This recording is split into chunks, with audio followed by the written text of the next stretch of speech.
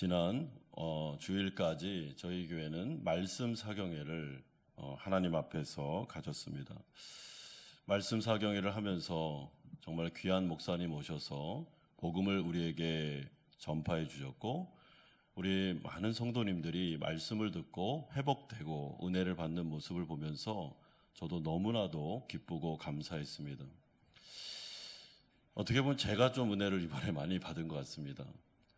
한 두 가지 점에서 사실 제가 은혜와 도전을 받았는데, 첫 번째는 하나님의 나라의 복음이 이렇게 위대하구나라는 생각을 하게 되었습니다. 그래서 사경회를 마치는 그날 밤에 아내랑 이야기를 많이 했습니다. 정말 하나님께서 우리를 사랑하셔서 이렇게 특세 기간 동안에 하나님의 종을 보내셔서 말씀하기를 원했는데, 정말 우리 교회에 딱 맞는 목사님 오셔서 성경만 가지고 이렇게 복음을 선포하시는 이 모습을 보면서 너무나도 기쁘고 감사하고 참 좋았던 것 같습니다. 두 번째 제가 도전을 받은 것은 사실은 설교라는 영역입니다.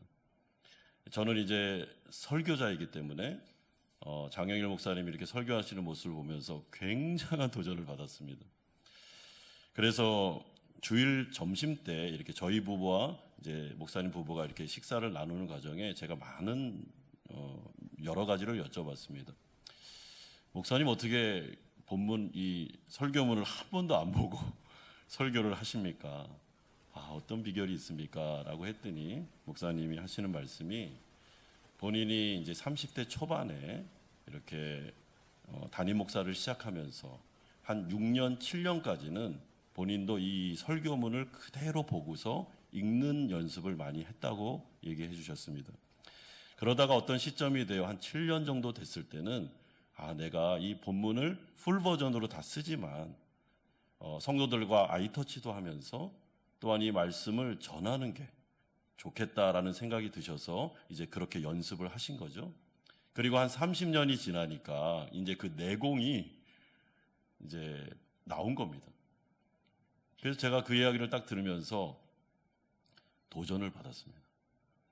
장영일 목사님이라는 이 설교자를 왜 내가 이제 알았을까? 이분의 설교를 좀 많이 들어야겠다라는 생각도 하면서 나도 정말 다음 단계로서 설교하는 부분에 있어서 말씀을 정말 성경적으로 신학적으로 잘 준비함도 중요하지만 우리 성도님들과 아이터치도 하고, 또한 이 부분에 대해서 더 깊이 있는 말씀 묵상으로 들어가야 되겠구나라는 생각을 하게 되었습니다. 참 하나님께서 이번에 은혜를 많이 주셨고 정말 확신도 많이 주셨고요. 은혜는 충만한데 체력이 안 돼가지고 월요일부터 좀 고생을 많이 했습니다. 목소리가 이렇게 잘 안 돌아와서요. 우리 성도님들께 기도 부탁을 드립니다. 정말 저를 위해서 좀 기도해 주십시오. 하나님 앞에서 말씀 묵상이 더 깊어지고 우리 성도들에게 귀한 해석을 통해서 정말 하나님의 은혜와 하나님의 복음을 잘 전할 수 있는 설교자가 될 수 있도록 여러분 기도를 부탁드립니다. 이번에 설교 중에 그런 내용이 있었습니다. 목사님이 이 성경 말씀은 신앙의 인물들의 간증이다, 이런 이야기를 해주셨는데, 어떤 측면에 있어서는 그 말이 100% 맞습니다. 성경은 인물들의 간증이 너무나도 많이 들어와 있는 말씀입니다. 이런 점에서 오늘 우리가 살펴볼 이 에스더의 말씀도 에스더와 모르드게의 간증, 그들이 역사적으로 그들이 살았던 시대에 실제로 경험했던 하나님, 그리고 하나님의 역사, 구원의 역사를 성경의 저자를 통해서 기록한 게 바로 에스더라고 생각합니다. 이런 점에서 저는 성경의 역사성, 성경이 역사적인 책이라는 것이 너무나도 감사하게 느껴집니다. 왜냐하면 역사는 여러분 소설이 아니고 이것은 꾸며낸 이야기가 아니라 실제로 에스더와 모르드게가 자신의 시대 때 경험했던 것을 성령의 감동으로 기록했기 때문에 이 역사적인 에스더의 말씀은 지금도 우리에게 그대로 적용되고, 그 살아계신 하나님은 지금도 살아계실 뿐만 아니라 이들에게 구원의 역사를 베풀어 주셨던 그분께서 이 시대를 살아가는 우리 성도님들 또한 한마음교회 안에 하나님의 역사를 이루실 수 있다. 이런 점에서 성경의 역사성을 저는 감사하게 생각합니다. 여러분, 자유주의자들은 성경의 역사성을 부인합니다. 이 성경은 전체가 다 사실이 아니고 어느 부분만 사실이다, 이렇게 말하는데 동의할 수 없습니다. 성경 전체는 하나님의 성령의 감동을 받은 역사성을 갖는 하나님의 말씀입니다. 그런 점에서 오늘 우리가 들을 이 에스더의 말씀도 잘 귀담아 들어보면 지금 에스더 8장에 일어나는 사건이 그대로 우리의 삶에도 적용될 수 있으며, 이때 역사하셨던 하나님은 지금도 동일하신 나의 하나님이시기 때문에 이분을 붙잡으면 우리도 동일한 승리로 나아갈 수 있음을 기억할 필요가 있습니다. 오늘 우리가 첫 번째로 살펴볼 내용은 에스더의 마지막 간청하는 모습이 1절에서 8절까지에 나오고 있습니다. 여러분, 1절에 보면 그날이라는 단어가 나오는데, 이 그날은 하만이 처형을 당한 날을 말합니다. 하만이 이제 드디어 처형을 당했습니다. 그럼에도 불구하고 에스더는 하만이 죽었음에도 불구하고 긴장을 늦추지 않고 있습니다. 왜냐하면 하만은 죽었지만 자신의 동족 유대인들을 향한 아하스로의 왕의 금령, 조서는 여전히 유효하고 있었기 때문에 그런 것입니다.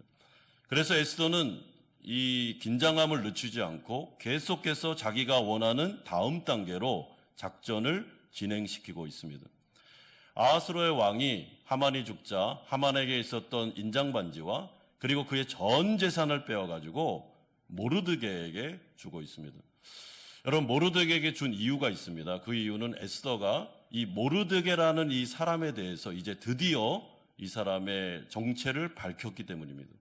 모르드게는 나의 사촌 오빠고, 그리고 모르드게는 참 훌륭한 분입니다 라고 자신의 남편에게 이야기하자 아하스로 왕이 그래, 모르드게를 하만의 후임자로 삼아라 라고 하면서 인장반지를 딱 끼워주고 그 페르시아의 제2위의 자리로 올리게 됩니다.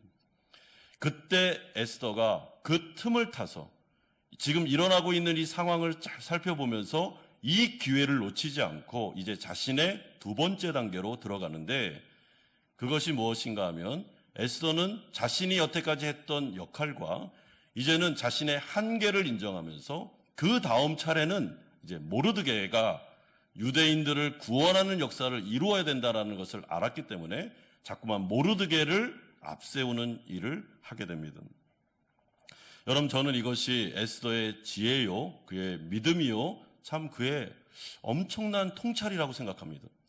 에스더는 자신의 한계를 알고 있었습니다.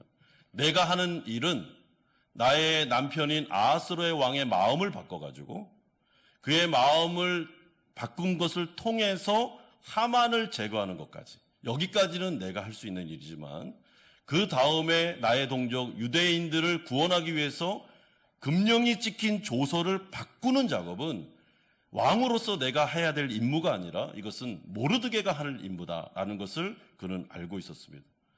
그래서 계속해서 모르드게에게 이 역할을 맡기면서 아하스로의 왕의 마음을 또다시 바꾸고 있습니다. 여러분, 에스더가 이 두 번째 단계로 나아가면서도 그는 겸손을 멈추지 않습니다. 계속 왕 앞에서 무릎 꿇고 겸손하게 나아가면서 이 조서를 좀 바꿔달라고, 그래야 우리 백성들이 살 수 있다고 말해주고 있습니다. 여러분, 그렇다면 에스더는 우리가 여태까지 살펴본 대로 왜 이렇게 자신의 목숨까지 걸면서, 유대 민족이 물론 자신의 백성이긴 하지만은 이렇게까지 헌신하고 이렇게까지 순종하고 이렇게까지 충성할 수 있었을까요? 과연 에스더는 뭐 때문에 이렇게 하고 있습니까? 우리가 에스더서 1장부터 지금 8장까지 쭉 살펴볼 때 이 에스더는 분명한 하나님을 향한 신앙이 있었고, 그 신앙을 전수받은 교육을 통해서 그는 먼저 그의 나라와 그의 의를 구하는 우선순위가 분명한 여인이었구나라는 것을 알게 됩니다. 여러분, 이런 신앙생활을 누구에게 배웠겠습니까? 자신의 사촌오빠 모르드게에게 배웠겠죠. 모르드게 신앙이 에스더에게 그대로 전수된 것입니다. 우리가 비록 페르시아의 소수민족으로 살고 있지만 이 가운데 여호와 하나님이 우리의 하나님이시며 그분의 나라가 우리 가운데 있단다. 이 하나님의 나라가 너무나도 중요한 나라고 우리는 이것을 포기할 수 없어라는 신앙교육을 사촌 오빠에서 계속 어렸을 때부터 배웠고, 그것이 위기의 순간에 나타나기 시작했으며, 그리고 지금 에스더는 그래 내가 왕후가 된 것은 지금 이때에 하나님이 나를 통해서 하시려는 미션이 있다, 임무가 있기 때문에 내가 왕후가 된 거야 라고 생각하면서 그는 신앙으로 나아가고 있습니다. 여러분, 하나님의 나라 여호와를 경외하는 이 마음이 에스더로 하여금 마음속에서부터 예수 그리스도와 같은 목자의 심정이 생기게 하였으며, 자신의 백성들을 바라볼 때 이들을 목자 없는 양같이 불쌍히 여기는 마음으로 내가 헌신하고 내가 충성함으로 이들을 구원하고 싶다라는 마음이 들게 된 것입니다. 여러분, 이것이 당연한 것 같지만 에스더를 보면서 우리는 이미 이야기를 알고 있기 때문에 쉬운 것 같지만 그렇지 않습니다. 왜냐하면 한 나라 안에도 매국노가 있습니다. 그리고 모든 인간의 본성은 자기 중심적입니다. 내가 희생되고 내가 어려워지면, 여러분, 마음을 바꾸는 게 너무나도 간단한 문제입니다. 왕후 에스더는 지금 왕궁에 있기 때문에 자기 혼자 살 수 있었습니다. 유대민족 다 죽어도 입만 열지 않으면 혼자 살아남을 수 있는 사람이었습니다.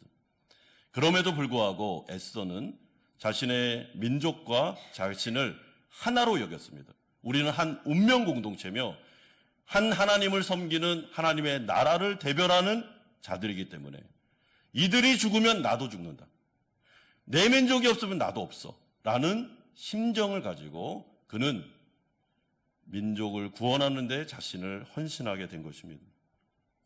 이런 점에서 저는 하나님 나라의 리더는 이 에스더와 모르드게와 같은 자여야 한다라고 생각합니다.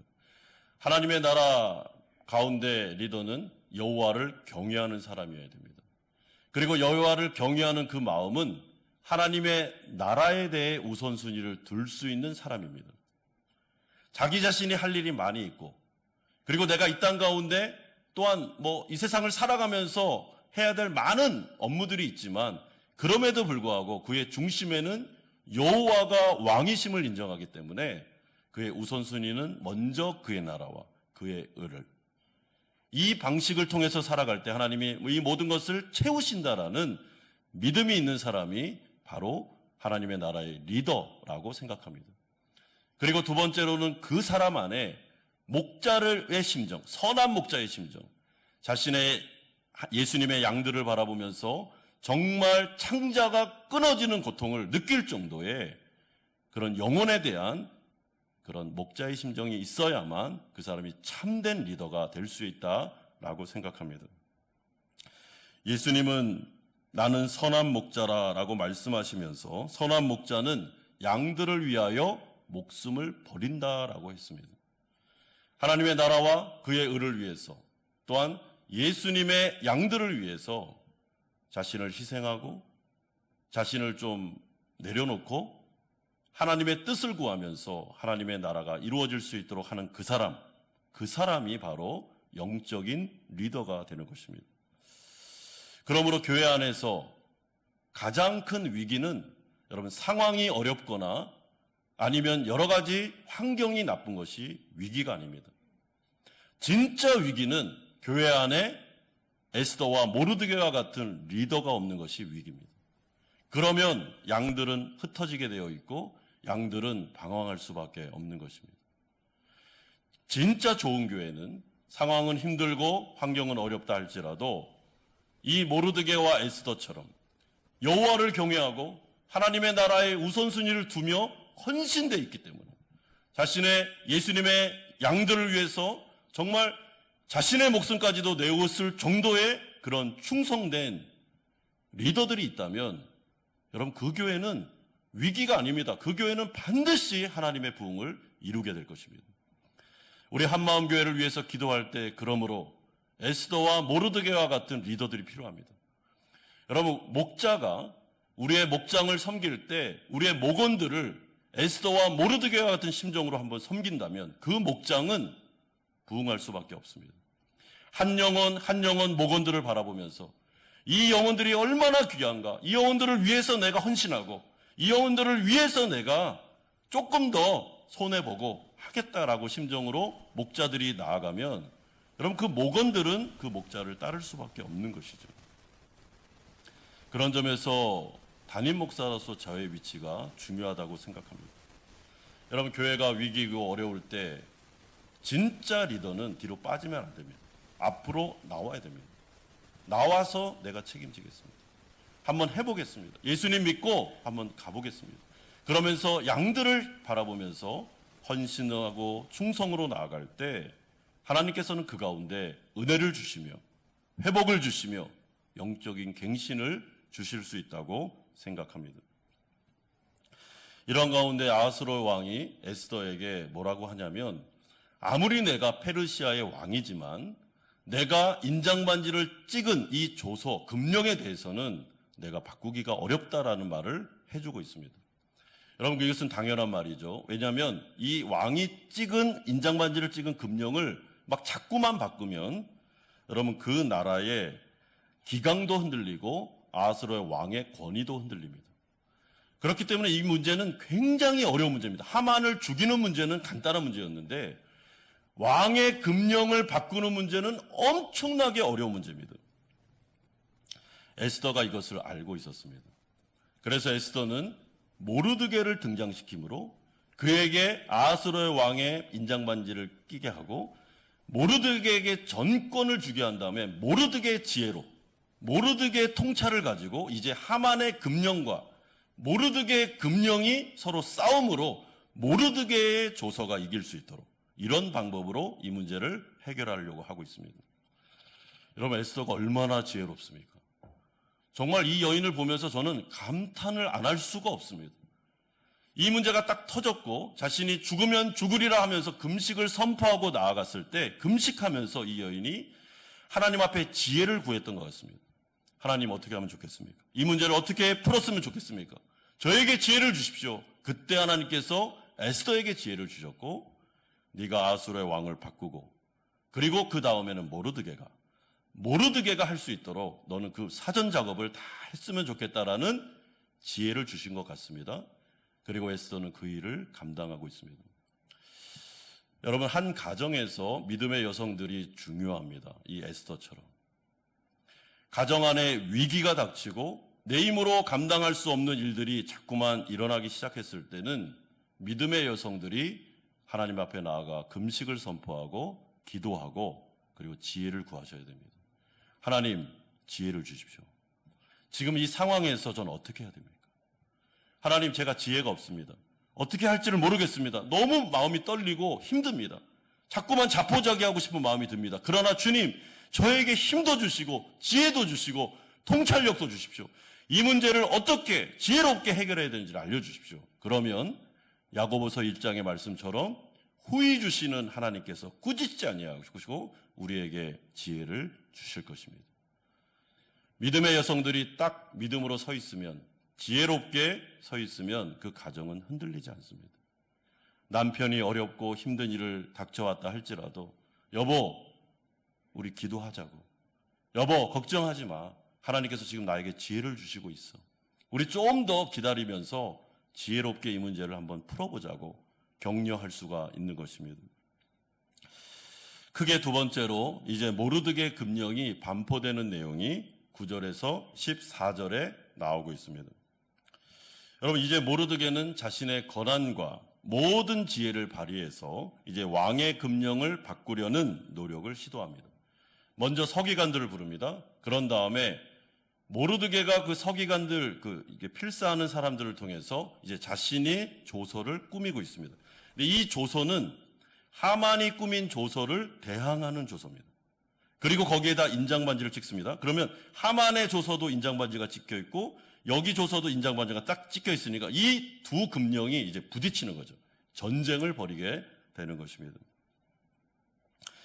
모르드게가 자신의 조서에 첫 번째로 기입한 내용이 11절에 나옵니다. 보시면 조서에는 왕이 여러 교울에 있는 유다인에게 허락하여 그들이 함께 모여 스스로 생명을 보호하여라고 말하고 있습니다. 우리 PPT의 두 번째 단락을 한번 틀어주십시오. 린. 두 번째 단락 틀어주세요. 예. 그래서 그 첫 번째 이 조서의 내용이 나오는데 그것은 유다인들이 하만의 금령에 대해서 보호할 수 있는, 그러니까 법적으로 아하스로의 인장반지가 딱 찍힌 그 내용을 가지고 합법적으로 방어할 수 있는 내용이 모르드게의 조서에 들어가게 됩니다. 그러니까 어떻게 보면 방어요, 보존할 수 있는 내용이죠. 그런데 그 조서의 두 번째 부분에 또 내용이 들어가는데 그것은 이제는 반격할 수 있는 내용까지 조서에 들어가게 됩니다.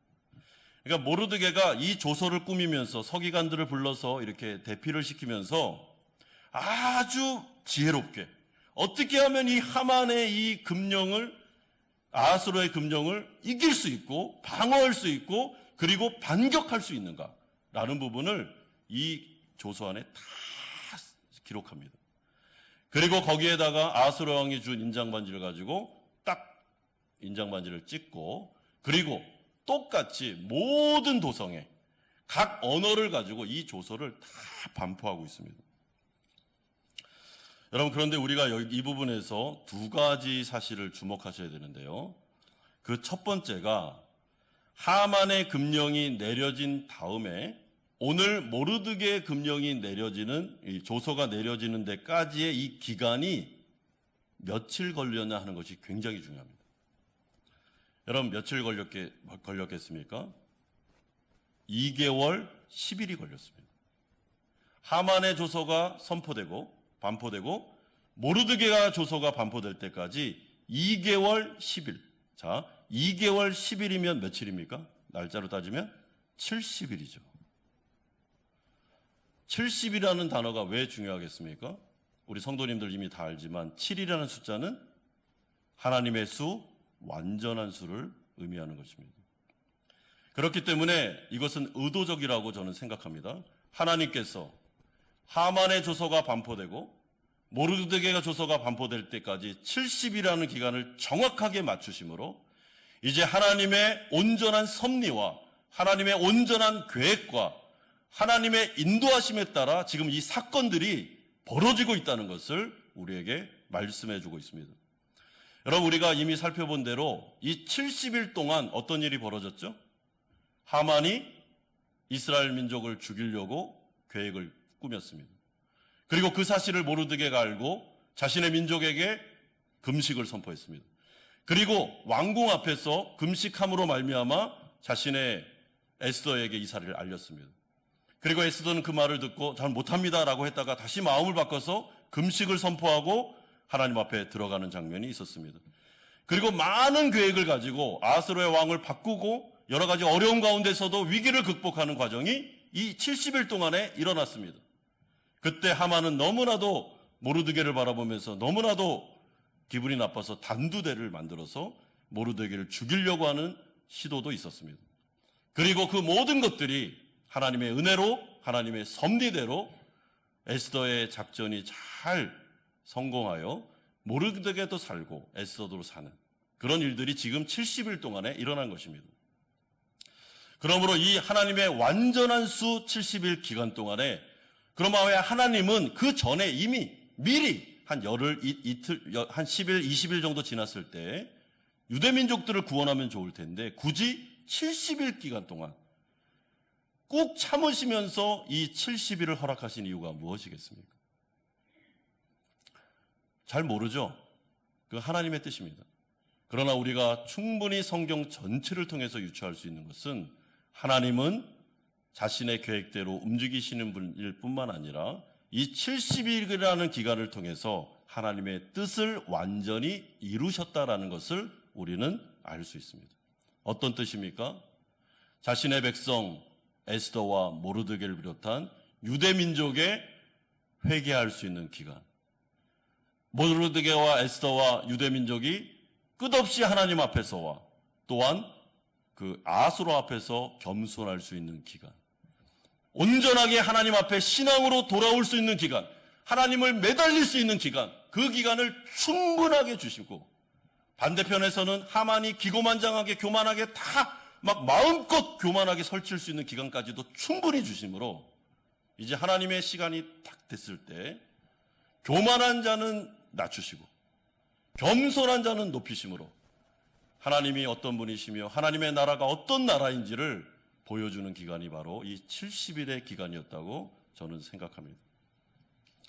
그러므로 하나님 나라 백성들에게 있어서 중요한 것은 하나님의 섭리와 하나님의 계획을 믿고 하나님의 때를 기다릴 수 있는 믿음입니다. 여러분, 믿음이 없으면 이 70일의 기간 동안에 금식을 선포하면서 겸손하게 하나님의 때를 못 기다립니다. 어려움이 오면 올수록 불평하고 불만하고 막 하나님 앞에서 막 이렇게 대들고 이렇게 하지, 이렇게 이스라엘 백성들처럼 기다릴 수가 없는 것입니다. 여러분, 이스라엘 백성들이 광야 40년 기간 동안에 무려 10번이나 하나님 앞에 원망합니다. 우리를 출애굽시켰는데 홍해 앞에서 다 빠져 죽이려고 우리를 출애굽시켰냐고. 홍해를 건넌 다음에는 먹을 것과 입을 것이 없다고 또 투덜대고, 그리고 그 이후에는 먹을 물이 없다고 또 힘들다고 얘기하고 10번이나 원망하고 불평하는 모습을 보게 됩니다. 왜 그럴까요? 믿음이 없으니까요. 믿음이 없으니까. 그러나 에스더를 비롯한 모르드게가 리더로 있는 이스라엘 백성들은 그 가운데 불평한 게 아니라 어떻게 했습니까? 금식을 선포했습니다. 말하지 마라. 하나님께서 일하실 거다. 하나님께서 일하실 때까지는 말하지 말고 기다리라고. 하나님의 때를 기다리라고 그들은 리더로서의 역할을 감당하고 있습니다.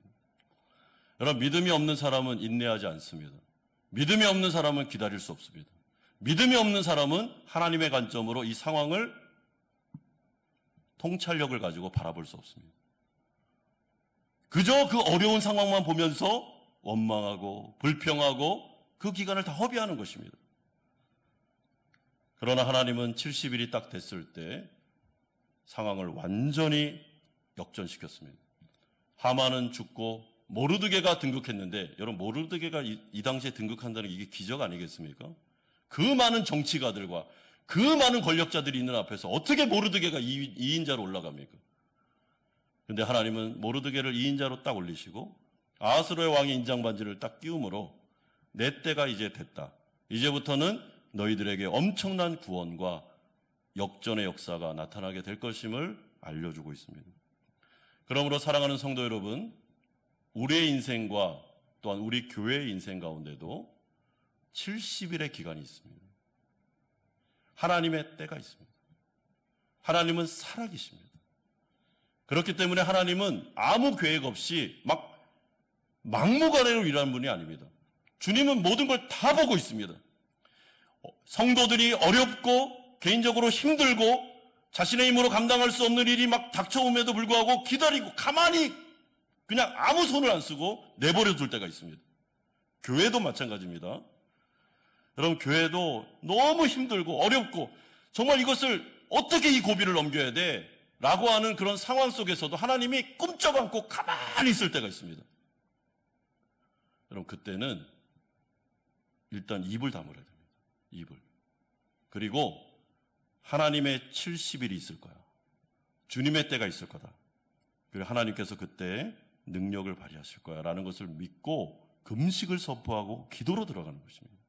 모든 지혜와 통찰력을 가지고 그 가운데 다른 사람들을 막 보듬어 안으면서 위로해 주면서 하나님의 때를 기다리자고 하면서 같이 그 길을 갈 때 하나님의 때에 우리가 상상할 수 없었던 일들이 벌어지게 되는 것이죠. 또한 이 금령이 선포된 가운데 두 번째 우리가 주목해야 되는 것은 하나님은 어떤 분이신가 하는 것입니다. 여러분, 하나님은 어떤 분이신가 하면 하나님은 유대 민족에 제한되는 하나님이 아니셨습니다. 하나님은 페르시아 전체도 통치하시고 주관하시는 하나님이심을 이 모르드게 금령을 통해서 알려주고 계십니다.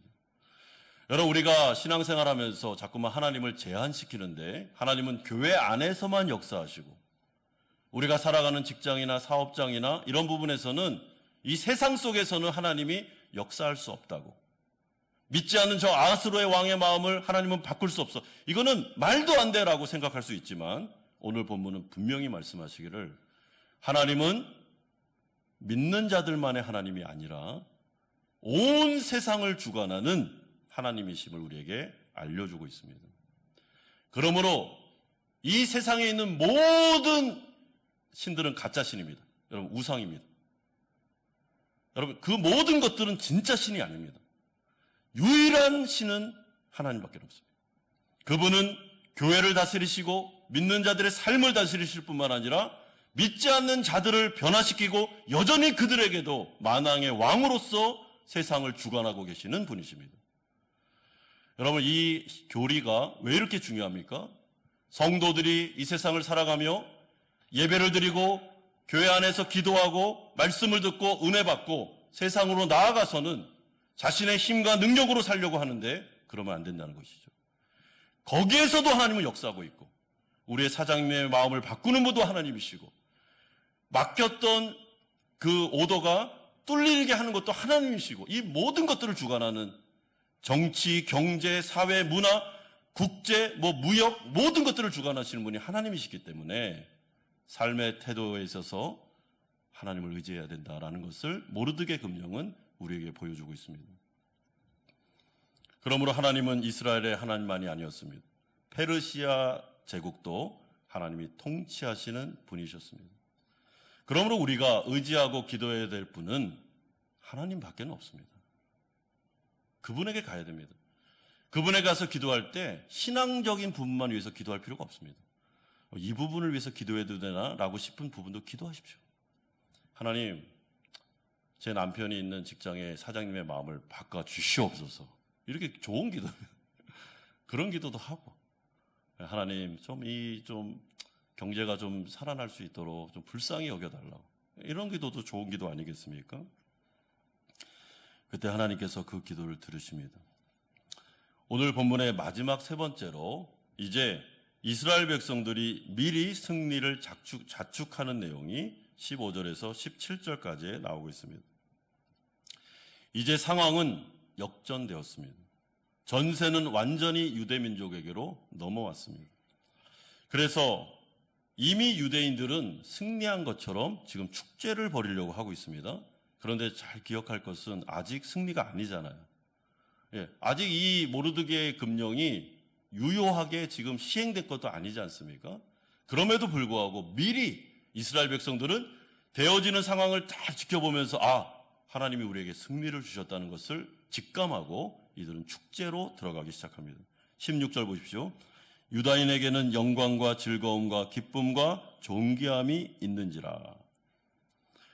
그리고 페르시아에 있는 타민족 사람들이 이제 유다인들을 다른 시각으로 바라보기 시작했습니다. 17절에 왕의 어명이 이르는 각 지방, 각 읍에서 유다인들이 즐기고 기뻐하여 잔치를 베풀고 그날을 명절로 삼았더니.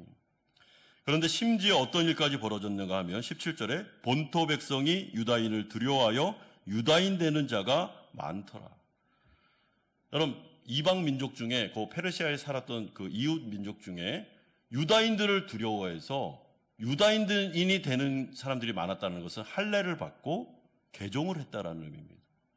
그러니까 지금으로 말하면 어떤 성도가 너무 신실하고 예수님을 잘 믿어서 영향력이 참 많아가지고 직장 가운데 그 사람을 바라보면서 나도 예수님 믿고 싶다고 하면서 자연스럽게 교회로 사람들이 전도되는 과정을 말하는 것입니다. 여러분, 이런 일들은 우연이 아니죠. 이것은 하나님이 하신 일입니다. 그리고 에스더와 모르드게의 결단을 통해서 하나님은 그것을 기뻐하셨으며 이들에게 역전의 역사를 일으키고 계시는데 하나님 나라 백성들이 예수 그리스도의 향기를 뿜을 수 있도록 이들의 삶 자체가, 이들의 신앙과 헌신 자체, 이들의 성품과 인격 자체가 너무나도 귀하고 아름다웠기 때문에 믿지 않는 자들도 와서 물어볼 정도로 어떻게 해서 유대민족은 이런 식으로 엄청난 구원의 역사를 이룰 수 있느냐, 비결이 뭐냐 물어볼 정도로 에스더와 모르게는 영향력 있는 사람이었습니다. 여러분, 예수님의 제자가 된다는 것은 말로만 되는 것이 아닙니다. 예수님의 제자가 된다는 것은 우리의 중심에서부터 사실은 부흥의 역사가 일어나야 됩니다. 이번에 말씀 사경회 때 뭐라 그랬습니까? 성령의 다이나마이트가 터져야 됩니다. 우리가 얼마나 우상숭배자들이었으며 하나님을 업신여겼으며 믿음이 있노라 하면서도 우리의 중심 가운데는 하나님이 아닌 것들을 사랑하고 있었는지를 성령의 다이너마이트가 터져서 이 모습을 다 보게 하고 하나님 앞에 금식하고 회개로 들어가 내 전인격이 변화될 때, 그때 나의 언어와 나의 행동과 삶이 바뀌면서 주변에 믿지 않는 자들이 나를 찾아와서 왜 이렇게 많이 바뀌었어? 비결이 뭐야? 라고 물어볼 정도의 영향력, 이것이 바로 예수님의 제자의 모습이 되는 것입니다. 여러분, 반대로 내가 가는 곳마다 나는 당신 때문에 예수 안 믿어, 이런 말을 들으면 여러분 어떻게 하겠습니까? 한국교회가 내가 절에서 교회 안 가는 거야 라는 말을 듣고 있다면 이게 어떻게 예수 제자 공동체입니까? 교회에서는 너무나도 신실한데 집에 가면 며느리를 완전히 시집살이 시키면서 믿지 않는 며느리를 그렇게 구박하고, 그럼 그 며느리가 예수 믿겠습니까? 교회에서는 너무나도 신실한 집사님인데 집에 가서는 시어머니를 무시하고 예의 바르지도 않고, 그렇다면 어떻게 복음이 증거될 수 있겠습니까? 이런 점에서 에스더와 모르드게는 신앙이 좋을 뿐만 아니라 그들의 인격과 인품이 정말로 좋았구나. 그리고 그들의 삶 속에 하나님의 역사하심의 증거들이 나타나고 있었구나라는 것을 우리는 알 수 있습니다. 그러므로 이들은, 이제 유대민족들은 아직은 상황이 완전히 바뀐 건 아니지만 이제는 승리를 예감하고 있습니다. 하나님께서 우리에게 이미 승리를 주셨음을 확신하고 있습니다. 저는 이 부분이 중요하다고 생각하고 에스더 마지막 장에 또 이야기를 하겠지만은 여러분, 이 8장에서도 제가 이 부분을 언급하고 설교를 마치려고 합니다. 여러분, 성도들이 우리에게 주어진 약속이 있습니다. 그게 무엇인가 하면 우리는 부족하고 연약합니다. 그러나 예수님은 자신의 제자들에게 내가 세상을 이기었노라 라고 말씀하셨습니다. 여러분, 예수님이 십자가와 부활을 통해서, 승천을 통해서 내가 세상을 이겼어, 내가 세상을 이겼고 그 이긴 세상으로 내가 너희들을 보낸다라는 이 말씀은 너무나도 중요한 약속이죠. 왜냐하면 우리가 예수 그리스도를 의지하고 그분의 제자가 되어 그분을 믿는 믿음으로 나아가면 세상을 이길 수 있고 죄를 이길 수 있기 때문입니다. 그러므로 성도들은 이미 여러분 이긴 싸움을 하는 것입니다. 우리는 한번 가봐야 이길지 안 이길지를 알겠다라는 게 아니고 이미 주님이 주신 약속, 내가 세상을 이기었노라, 그러니까 너희는 가라 라는 이 말씀을 믿고 나아갈 때 여러분 우리의 마음속에는 이미 시작됐다, 이미 이겼어, 나는 이긴 싸움을 하는 거야 라고 여러분 가시면 됩니다. 때로는 죄에 넘어지고 죄를 또 지을 수 있습니다. 그럴 때마다 우리가 계속 생각해야 되는 것은 우리는 죄를 이길 수 있다는 것, 예수 그리스도의 보혈의 능력으로, 내 능력이 아니라 그분의 능력으로 우리는 언젠가는 죄를 이길 거다. 그리고 아름답게 변화되어 우리는 하나님의 나라에서 영원히 살게 될 거야 라는 이미 승리한 그 날을 바라보면서 여러분 이 세상을 사셔야 됩니다. 그러면 못할 일이 없습니다. 저는 좀 개인적인 얘기인데요, 이번에 안식월을 보내면서 제 안에 하나님이 성령의 다이너마이트를 터뜨리셨습니다. 그리고 난 다음에 제가 생각한 것이 그겁니다. 제가 아내에게도 말했는데, 여보, 내 안에 일을 이미 시작하셨어. 그러면 그냥 적나라하게 한번 얘기를 해보겠습니다. 그럼 끝났어. 이런 얘기를 제가 했습니다. 끝난 거야. 하나님이 하셨어. 하실 거야. 근데 이 성령의 다이너마이트가 딱 터졌는데 그때 제가 한 게 뭐냐면 하나님 앞에서 무릎을 꿇은 것입니다. 진짜 진심으로 회개했습니다. 여러분. 여태까지 50년 살아오면서 이런 회개를 해본 적이 없어요. 저의 교만과 자기중심적인 것과 인정받고 싶은 욕구와 목회자로서, 성도로서 하나님의 자리를 너무나도 넘보고 마치 하나님이 되고 싶었던 이 욕망에 대해서 제가 철저하게 무릎 꿇고 회개했습니다. 저는 이것이 성령의 다이너마이트가 터지는 거라고 생각합니다. 여러분, 만약에 진심으로 그런 고백이 나온 사람은 하나님이 그를 통하여 역사하실 것입니다. 하나님은 이긴 싸움을 우리에게 주셨습니다. 그리고 우리를 떠나지 않으십니다. 그렇다면 이제는 이 말씀을 듣고 우리 사랑하는 성도님들 세상으로 나아가십시오. 가정으로 가십시오. 그렇게 힘든 상황과 환경 속으로 가십시오. 가서 위로할 자는 위로하고 붙잡아줄 때는 붙잡아주면서 거기서 이 말씀의 능력을 가지고 기도함으로 승리하셔야 됩니다. 여러분, 우리는 승리할 수 있습니다. 아니, 승리할 것입니다. 결국에는 하나님의 나라에 다 들어가 영광의 날들을 보내게 될 것입니다. 그날을 바라보며 지금 현재 고난을 이기시는 우리 성도님들 되시기를 주 예수 그리스도의 이름으로 축원드립니다.